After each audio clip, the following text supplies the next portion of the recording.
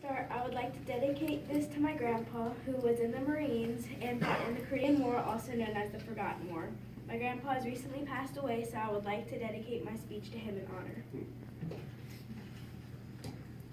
What does this country mean to me?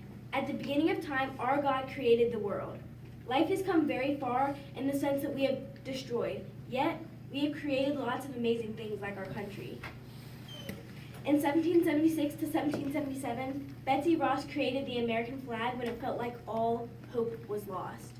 At the time, there was lots of arguing and hate, and the disagreements sparked lots of wars and battles, such as the American Revolutionary War, Battle of Fort Washington, and Battle of Princeton.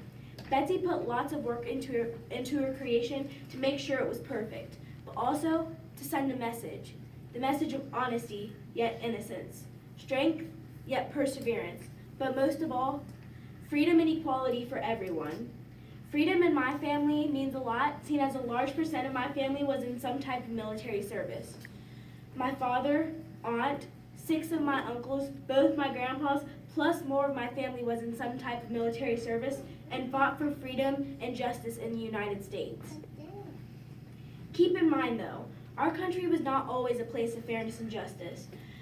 From before our country was founded to 1865, there was slavery. And from 1865 to recent days, there is still racial discrimination. And from as long as we can remember, up till today, women may have more rights, but there is still gender discrimination.